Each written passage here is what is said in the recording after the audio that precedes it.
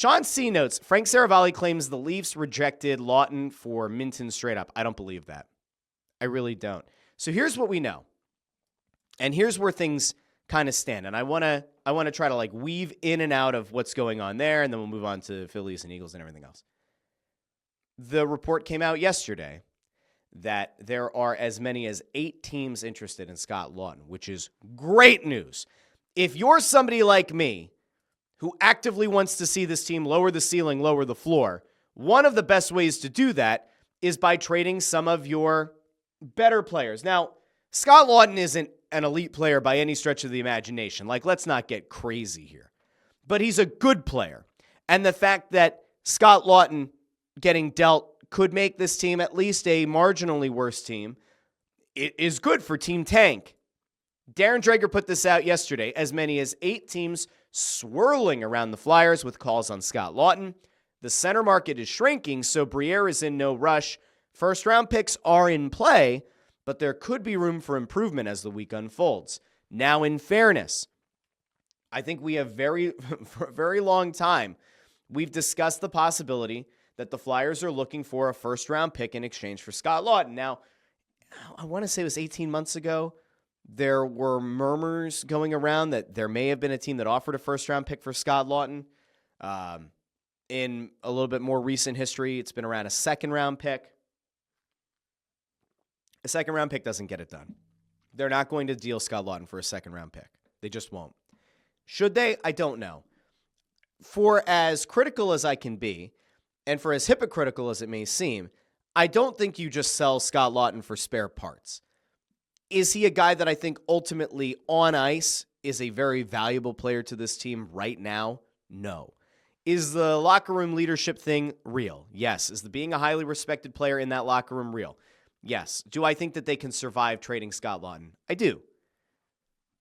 Now, we talked about this on the Press Row Show last night, but if there are 8 teams, and let's say 3 teams by the deadline on Friday, they come to the Flyers, all of the packages are similar, right? Like, let's say that it's 3 teams that offer a first-round pick for Scott Laughton.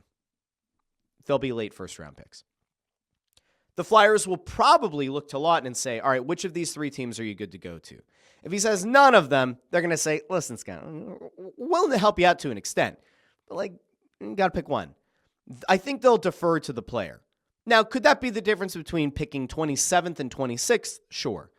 But for the organization, I think it's better as a whole for them to show, not just to the player, but to the agent and then league-wide, that he gave a lot of years, he gave a lot of hard minutes to this team, and that when push came to shove, they still gave the player a little bit of input in where he goes. Now, if it's the difference between, hey, we have to send you across the country to Winnipeg for a first-round pick, or we're going to just send you a little bit north up to Toronto and take a second-round pick, and Laughton says, well, I'd rather go to Toronto. It's like, yeah, I'm sure you would, but, like, sorry, buddy. Like, you got to go to Winnipeg. It's a first-round pick. It'll be interesting to see what happens. But 8 teams being interested in the player, to me, is pretty wild. I'm interested to see what happens because Toronto has been interested, not just in Laughton, but they've been interested for over a year in Rasmus Ristolainen.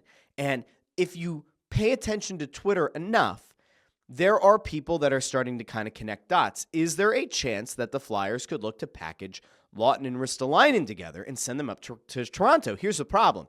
Toronto doesn't have a first-round pick this year. They do have one in 2026, but are the Maple Leafs going to feel good about trading their 2026 first after they already don't own one in 2025? Hard to say. If they really believe in pushing all the chips in, Laughton, hell of a guy to add to your lineup as you're going into the playoffs. Certainly not a top-end talent, but certainly a guy who makes that bottom 6 on your team fortified and is a better player than they have currently available to them in their bottom 6. Risto, right-handed defenseman, big body, theoretically should finally get to show what playoff Risto looks like. And, like, he's had a bit of a booming shot, especially of late.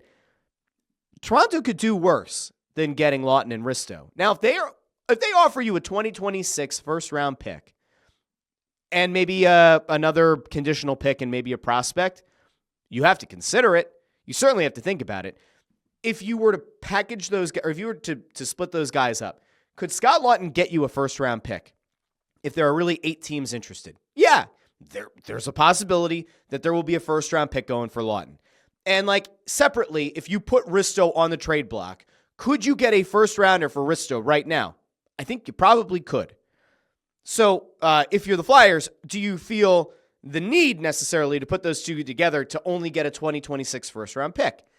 Probably not. So the Flyers right now are in a very interesting place 2 days out from the deadline in that like they kind of have to do the calculus on what's our best case scenario with these guys individually. What is our best case scenario if we package them together? Do you get a third team involved where an asset comes from that third team? I don't know. But I can tell you this.